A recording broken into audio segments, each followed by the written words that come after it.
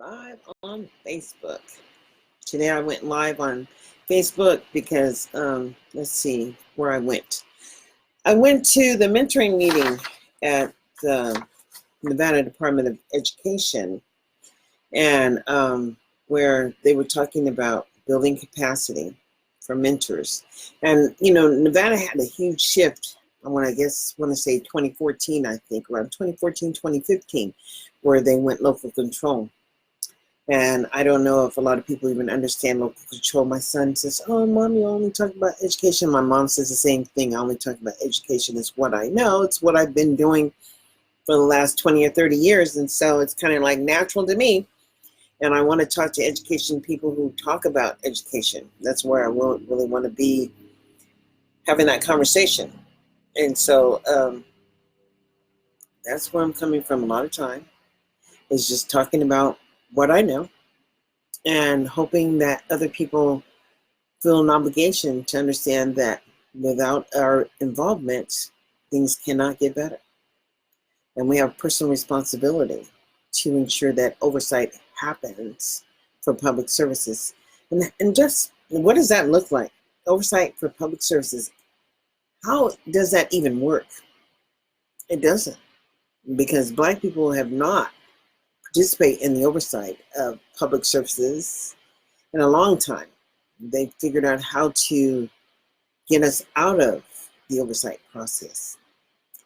Hey, Mona, this is real because of the failure. And we've allowed failure to just take over, basically, public services. There's no accountability anymore. And we see so many homeless people and so many homeless vets, and what does America really stand for? What is your citizenship? What is the value of being a citizen in America? We can't even explain it. Here we are. We went through public education ourselves, and my son says, "Mom, you don't get it. People don't care about public education." But they should care about public education because we pay for public education. Think about the dollars that are allocated to ensure that the activities happen around us and that there are public services for our children to benefit from. And I don't think we even think about that until we actually have children. But then once we have children, we're so caught up in the grind that we don't take time to figure out what's happening. We don't understand that there's an accountability level that should be happening, and that there should be some measured progress, monitored maintenance of effort for the dollars being allocated into the public school system. And it's not happening. So in Sacramento City Unified School District, with the lawsuits that have been going on for years, simply because they're not providing the services. Should we say that perhaps they don't know how? We could say that.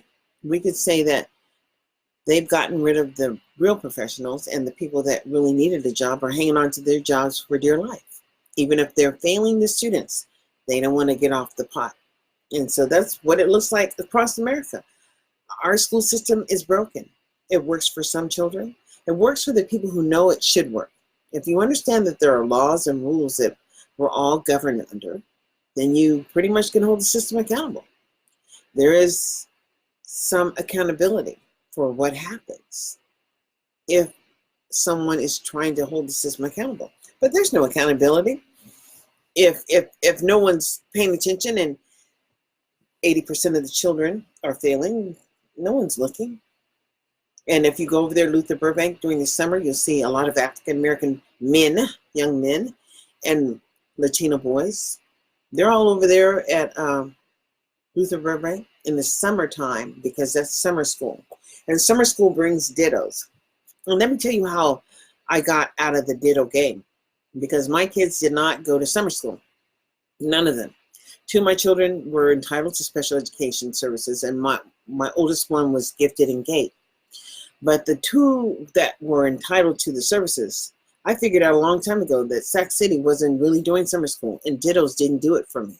Dittos didn't do it for me during the year, and dittos didn't do it for me, in the summer. So in the summer, I kept my children because it was important for me to have a relationship with my boys.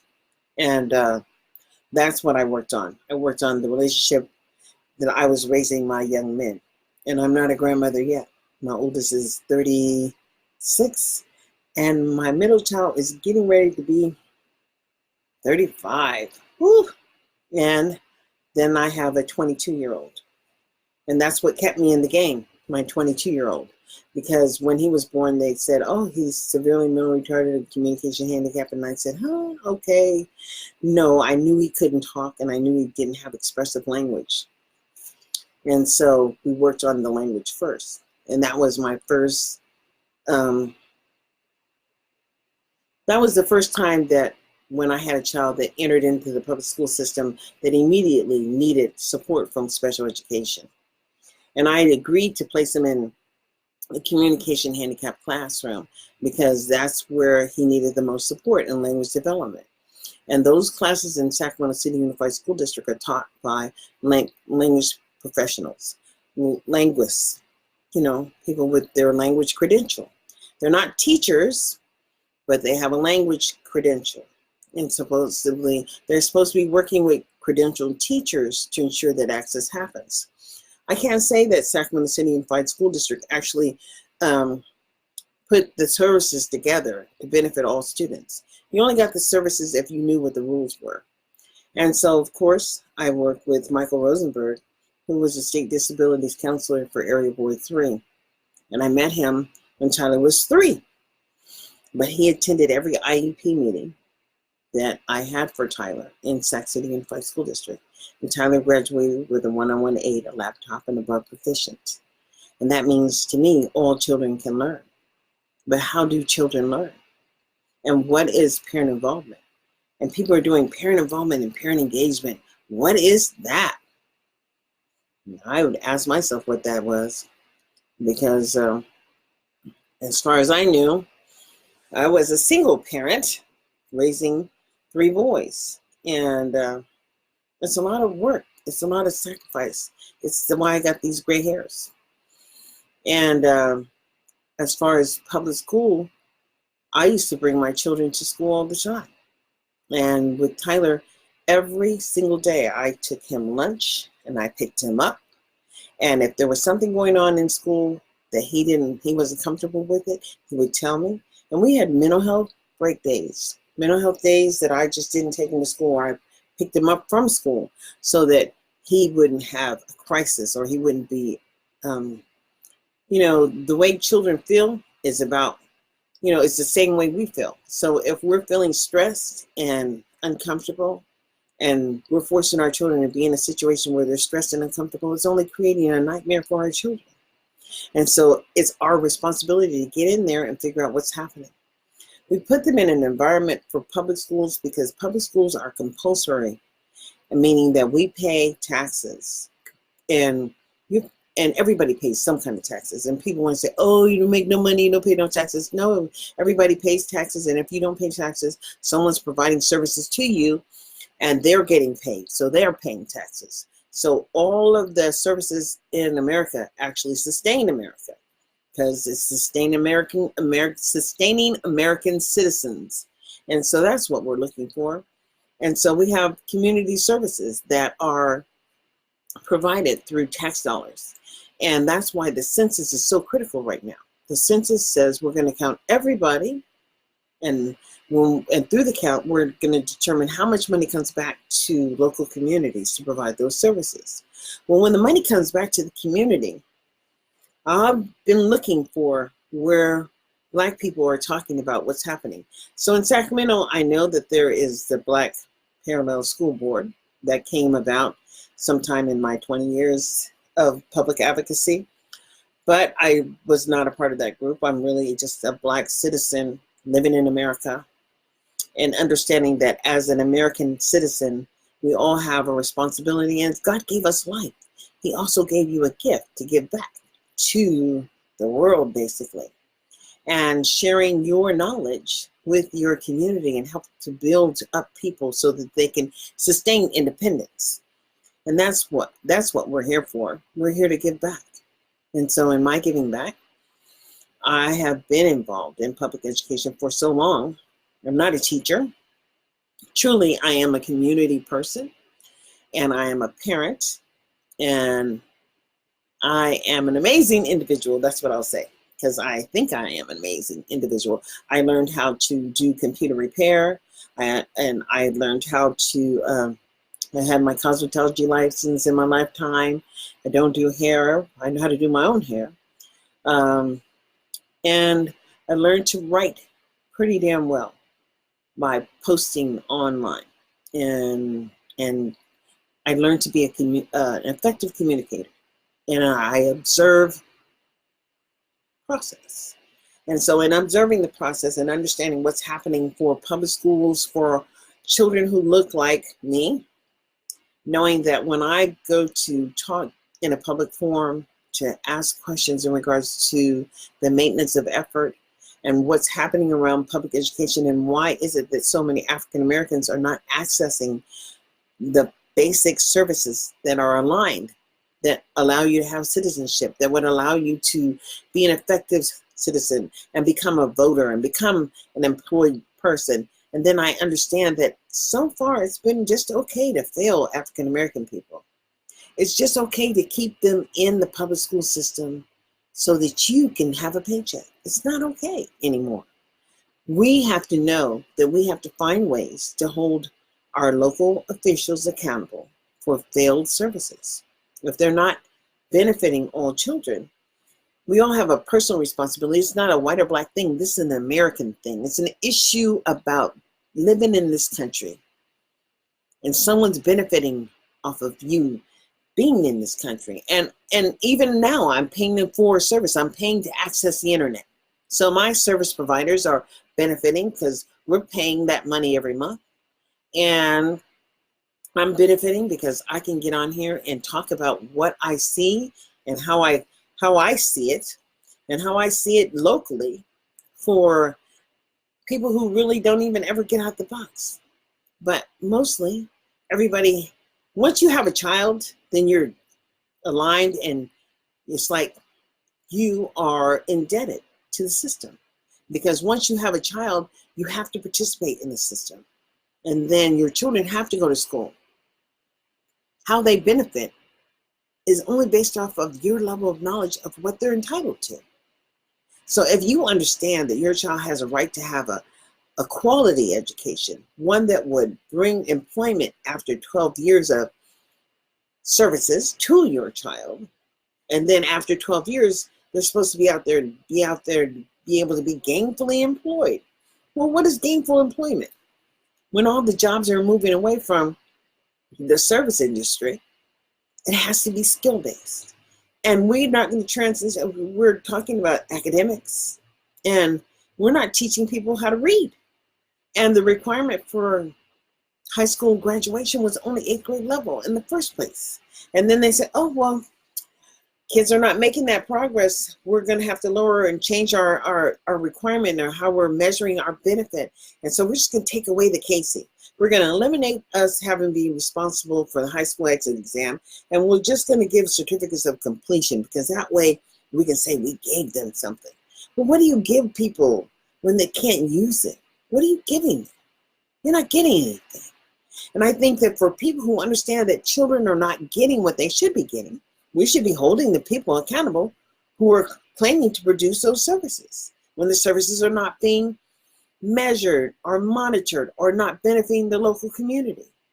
We have far too many homeless people in America. And then we're talking about people who don't want to follow the rules and say the rules affect them and this is unfair. This is so unfair. It's unfair to keep a child in the public school system and give them an F every day. Well, how do you think a child should feel going to school and receiving the letter grade of failure? I'm trying to understand. I mean, we do understand as individuals that we have children who are committing suicide, who are at a very young age. I don't think I ever thought about taking my own life ever. But at 8 or 9, I don't think I ever would have thought about doing it. I was so busy having fun. Not connected to anything, not understanding the television. And we've grown to have a TV in every room. Not that you have to watch it all the time. And that you must understand that the television is to control your thoughts. That, 24 hours a day, how you spend that 24 hours is important. How you spend it in the house and how you spend it out of the house. And if you're going out the house, understand that we're responsible for what goes on outside the house by our level of understanding of paying attention to what's going on around us in the world. But we can't have public schools that everyone is paying for not benefit a certain targeted population. And here in Clark County, I became alarmed when I realized that they had a 259% suspension rate, higher than any other ethnic group. African Americans were just not accessing the basic educational standards and options. And they have some place where they put these kids up there in the mountains somewhere. And I really don't know. I haven't been up there to see it, but they're using the Obama money, which was from the Promise Zone money, and for boys and men of color. And they've targeted special resources just for boys and men of color. And I'm just trying to understand how that works if that's not a separate but equal thing. Because actually it can be equal, because you never really had access to the basic services that you should have had prior to actually going to the juvenile facility. And then when I try to find out about the Boys and Girls Club that's so committed and tied into this mentoring with our people who are there not making a difference in all places with all children. It's just how the money for neglected and delinquent, it's how the Title I dollars are allocated. It's who the money is being parted to third-party providers who have no responsibility for the actual outcomes. And then today's meeting that I went to, it wasn't that long, but I noticed that there were African Americans in leadership roles, but they had no real responsibility when it came down to the maintenance of effort at the local school. So how those services were integrated into the single plan for student achievement was questionable, because that was not a part of their charge. You have to understand where the charge is. The charge is with the community.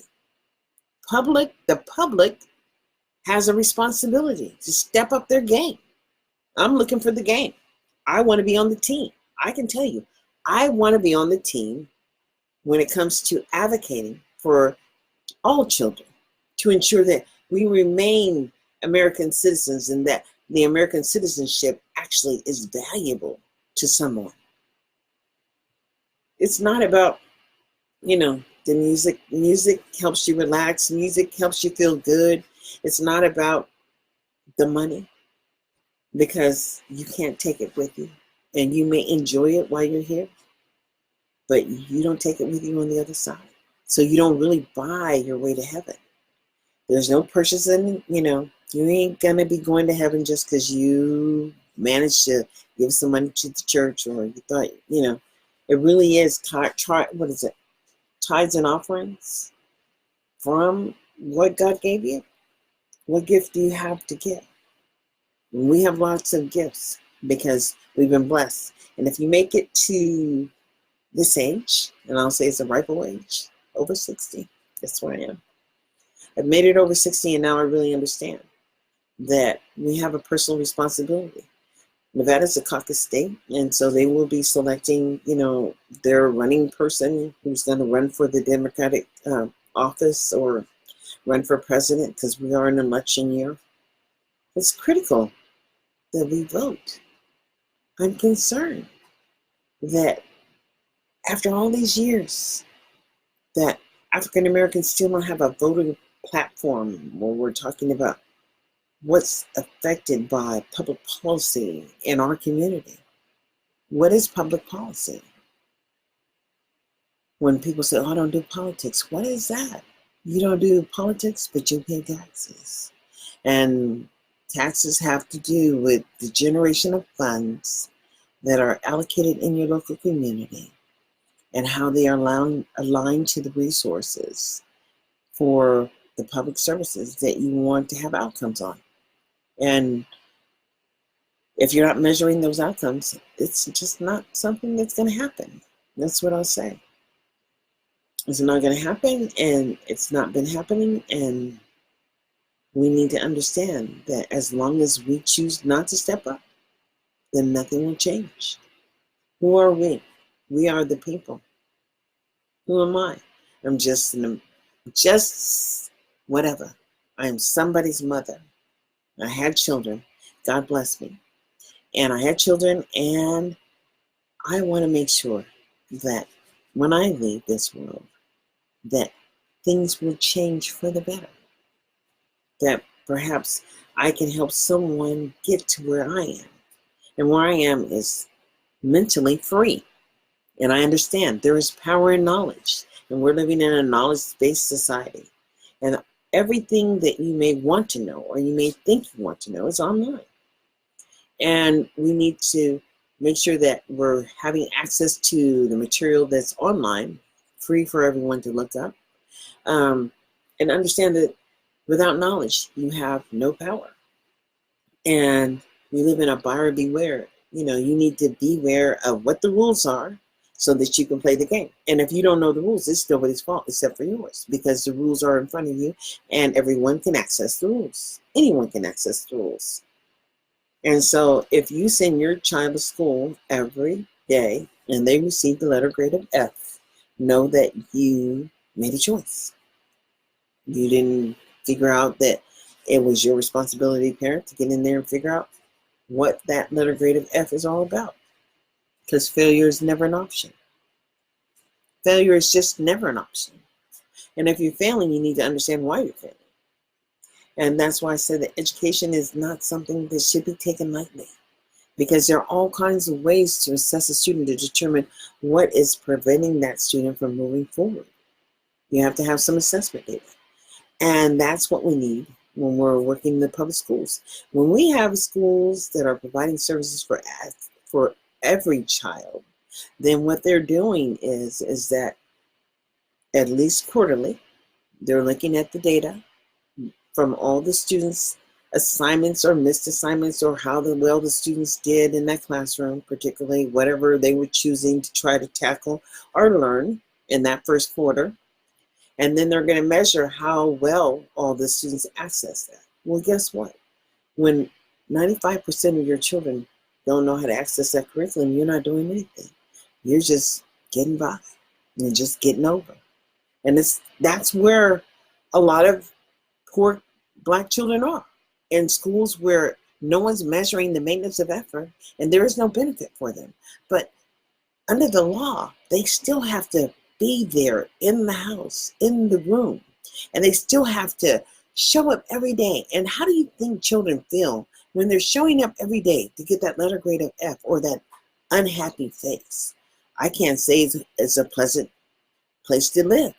That's what I can't say. So when I see that children are acting out, they're acting out to get out of a negative environment. But how are we holding people accountable for the environment that our children are forced to participate in? We're not. And that is our fault. And that's why we're forced to live in a situation right now where perhaps there's a lack of accountability, because we are not holding anyone accountable for the conditions that we're living under. And the only way you hold people accountable for the conditions that you live under is that you vote. Oh, what is voting? My voice is not going to mean anything. No, it certainly won't mean anything if no one ever hears it. It won't mean a damn thing. But we have to know that it still has to be that we are responsible for the outcomes that happen around us.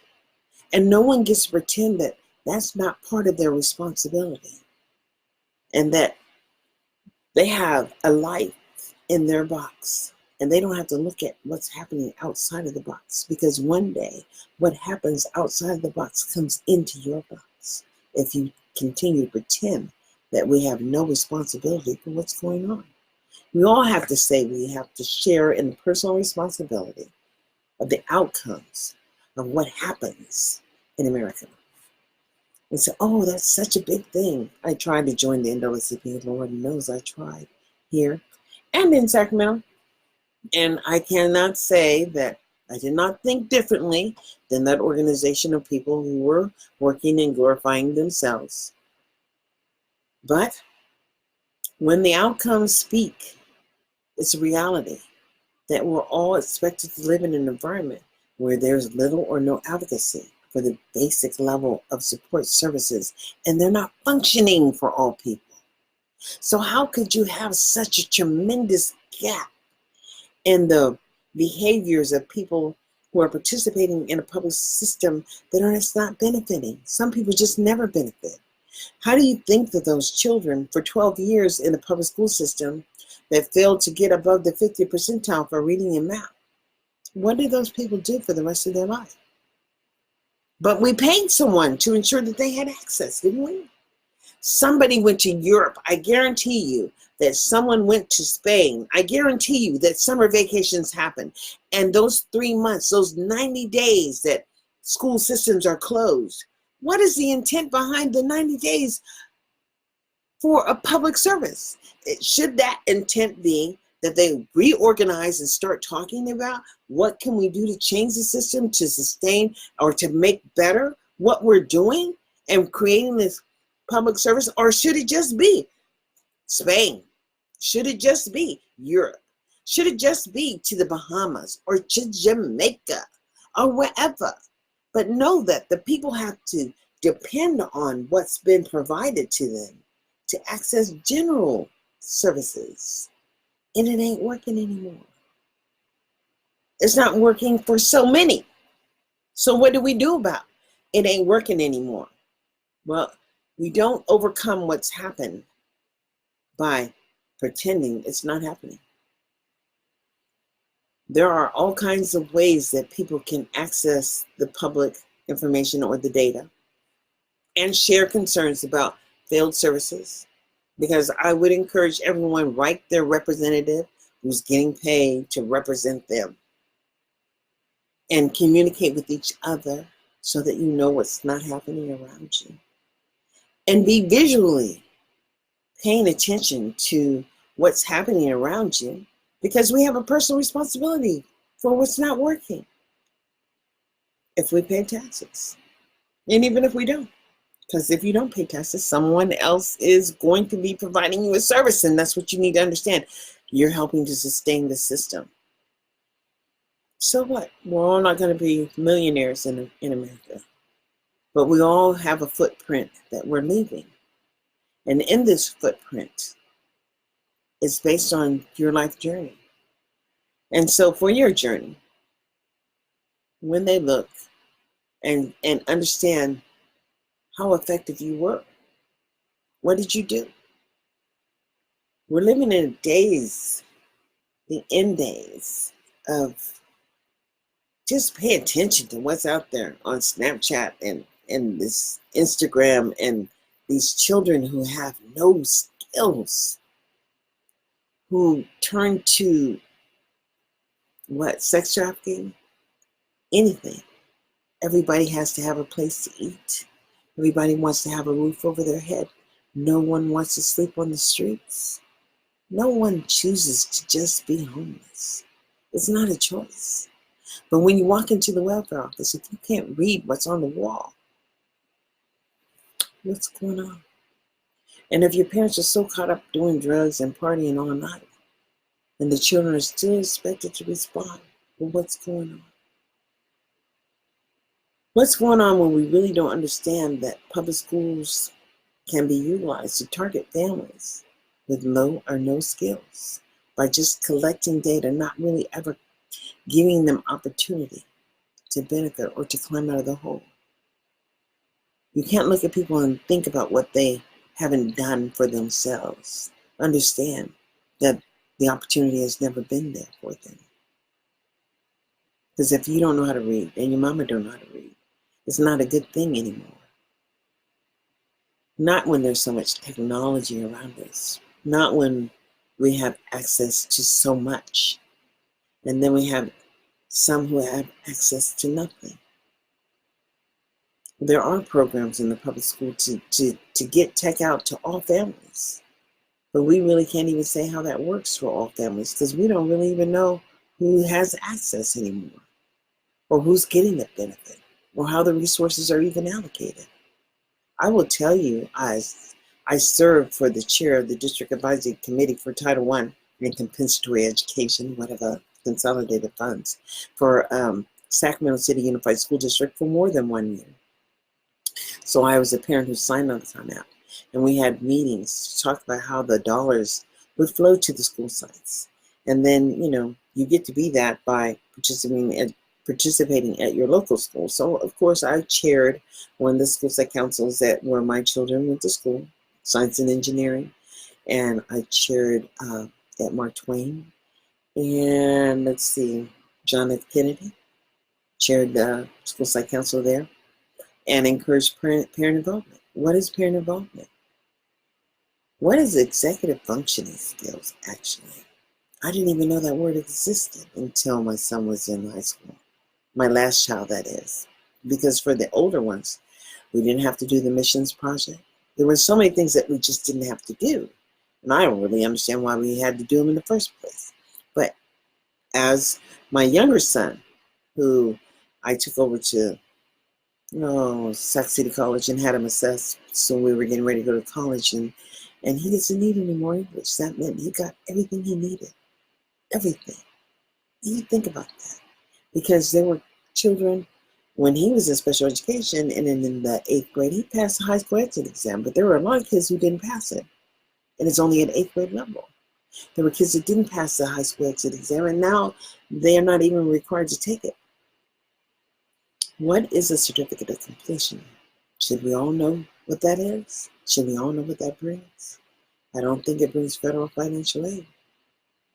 I think we need to understand that there are winners and losers picked at the beginning of life. So if you have little or no skills and your parent is not advocating for an academic education for you, doesn't necessarily mean you have one. Your whole educational life could be all about your behavior and willful defiance, because that's the data that they seem to be collecting right now. But then again, when I look at what's happening in our public school system and the parent involvement and the lack of engagement from the community, and I said, well, where's my community when they're talking about what are those teachers doing during the summer? And why should they have 3 months to have vacation if all children don't have the ability to access the general curriculum? And that they figured out ways to get around holding themselves accountable for everyone accessing the curriculum by Z-coding it. And when you Z-code the curriculum, you actually lower the standard in which the requirements are to access that curriculum. So, you're in the 8th grade or the 9th grade, and they're going to Z-code their curriculum because you're not at grade level. So perhaps you're at 5th grade level in the 9th grade. And so supposedly they're lowering somehow in the offer of whatever you got, just like every other student. You got the same book as someone else. But somehow they modified that curriculum. And now you don't have to do all of the letter work or whatever. But then when it comes to the support you get in a special education arena, well, the teacher just has to come with a little piece of paper and say, well, you didn't do the assignments. And so therefore, you don't get a grade. And the letter grade of F is just something that's fantastic, I guess, because children will get the letter grades of F and still be promoted to the next grade. So we have 9th graders who don't get any credits in the 9th grade, but they're promoted to the 10th grade without credits. And they're promoted to the 11th grade without credits. Then they're promoted to the 12th grade credit deficient. And then when it's time for them to walk, and I think the kids knew all along that they weren't going to graduate, but they're still required to show up every day by law. And what is our community saying about that? That's what I really want to know. I don't know how they socially promote so many Black people in the public education system, and we're not talking about it. I don't know how we got the right to vote in the 60s, and somehow we don't have a voters platform that we're talking about how well Brown versus the Board of Education did for the Black community. How well did integration work? Because of Prop 209, it affected the way that services happen for Black people. And that I don't know why we continue to allow third-party providers to provide the structural services for the Black people that would enable them to access the world. And somehow it's just fine for them to shoot people down in the street because they failed to comply. Compliance comes from slaves. I ain't never been no slave. And I know I have a problem with compliance. And I know I would have a problem with compliance. And that's why it's critical to get out here and start talking about what do we do and how can we ensure that access actually is happening for so many children. And what does it look like when school districts get to report that only 17% of those children were at grade level or scoring 50% or above the reading requirement or the 50th percentile. So if you look at the district, if you go to the districts, go to state's website and look at Sac City Unified School District, and you start looking at the data, and then you want to know, out of all the schools, where are the schools that are located that are supporting African American children? Well, you won't find that many. Where 50% of the children are at or above the 50th percentile for reading and math, and you won't find that many. So what happens when you're not at grade level, at any grade level? You just below grade level, and then you're promoted to the next grade level, and you're still below grade level. That means that you're not making progress. And that means you're not completing the coursework. That means that you're not aligned with the next year's work requirement, basically. And if you're failing, that you will continue to struggle and fail. And why should we allow people who don't concern themselves about the mental health aspect of all people, especially Black people? Because we've been in this country for far too long. I never know nothing about no slavery, but I know that my grandfather was a released slave, let's put it like that. And so in my lineage, in my lifetime, somewhere there was a connection of a freed slave. And but my grandfather, he was a brilliant man. He built houses in Mississippi. And Pete Thomas built houses in Mississippi, and some of those houses are still standing. And he didn't have a high school diploma. He had a third grade education. But what he knew was internal.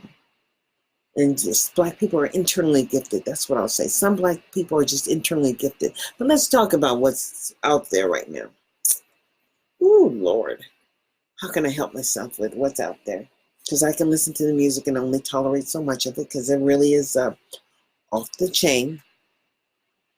And it doesn't have you respecting who you are as an individual. Or we could listen to old school, because at least old school music had hope. We had hope. But for the most part, we have to feel comfortable with who we are and joining in the conversation. Get some amens, but share the word. Share the importance of being involved. Share the importance of understanding that it's a personal responsibility to show up. The meeting I went to today was long, I guess, and it was sideways, and I'm going to get better at it. But it really doesn't matter. What the most important thing was to understand that although we had African American people that were sitting on the dais, that they were not operating in a role for oversight. They were operating in a role to build capacity. And the way that Nevada has established services is that there are a lot of boards and commissions, and these board members are appointed by the governor. And because Nevada has transitioned from a Republican government to a Democratic government, a lot of the services were not established for accountability. So they have zero accountability here.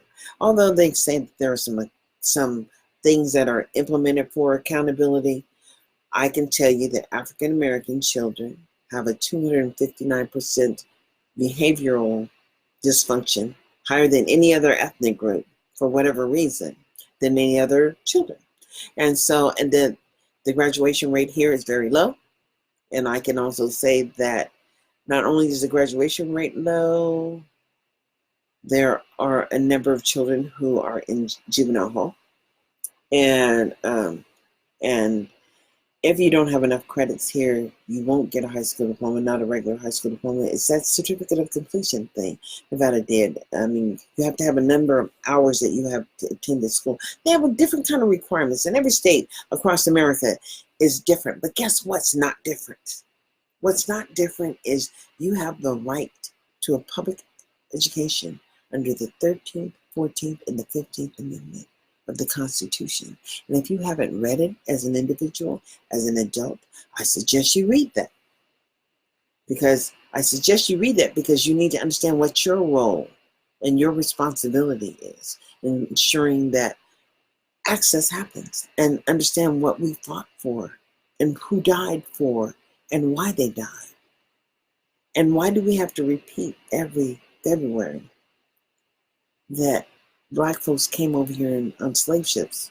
I can't imagine it. And guess what? Couldn't put me on a slave ship today. I'd have to die first. And there are a lot of places that I'd have to die first before I go. And that's real. So I'm going to follow the rules. I understand that there's rules that we all live by. And I'm going to be a rules follower. And I've taught my children to follow the rules. And so we have to apply the rules to our life so that we can live a happy life. But there are some people that can't be happy because they don't know how to read the rules. And that's what we need to concern ourselves with. The people who don't participate in the process because they don't know how to participate. The people who have never really been given an opportunity to participate in the process and understand that reading is fundamental, and that there are reasons why some organizations like the Elks Lodge reads the notes to you, because I guess there was a real time where people didn't know how to read and write.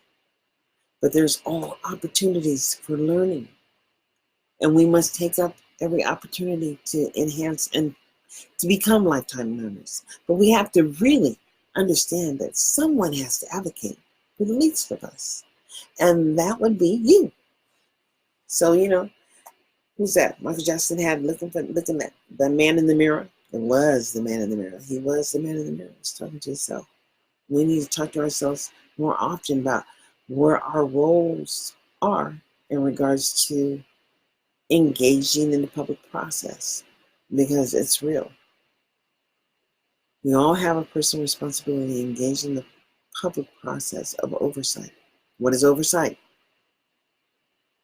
Oversight is knowing what that school down the street is doing for your children, or if your children are being forced to go somewhere else, what they're doing for those children. Oversight is understanding that there is a harvest in America, and it is bing, bing, bing, human capital. And what does human capital look like? Looks like you. And as long as we're paying for services, we're paying for our internet providers to collect data on us. They are selling whatever we may do. And it's powerful information, and we're living in the information age, and everything about what you may do or what you may like to do is valuable to someone. That's how come someone put in smart meters in your home, so they know when you get up in the middle of the night to go to the bathroom, or they know if you open the refrigerator, or they know how the refrigerator is running by the use of the electricity, and they can estimate or figure out, what's going on at all times to help promote what might happen, what you might need, or know, anything. That's what we're living in, an information age. Technology. Everything is shifting. You walk into McDonald's, you go right up to the kiosk and you push the button about what you want through the picture. You don't even have to read. You just put your little card in there. Don't even count back change. Pimping. Change. So when I say pimping ain't easy, but damn, somebody's got to do it. It's real. Somebody's doing it every day, figuring out how to get over. Bing, bing, bing. Human capital. I'm getting kind of tired. I did want to talk about the video. If you listen to it, perhaps. It's kind of hard looking at it sideways. The next time I'm going to bring my camera, because I do have a camera. Got it for Christmas. There we go. And record a regular, standing up and get a better volume control on the meetings. Going to have to start understanding where the oversight process is happening. All meetings that have to do with all public money are public meetings, and they have to put out public notices 48 hours, and everybody operates under, what is that, the Brown Act or whatever. Know that there are governing rules that operate in America, and that public meetings are public, and public policy is public dollars. And so let's do, what is it, politics. Let's all do politics from now on. Understanding the power in the politics is the power in the voice. So I'm going to sign up for it now. Good night, everyone.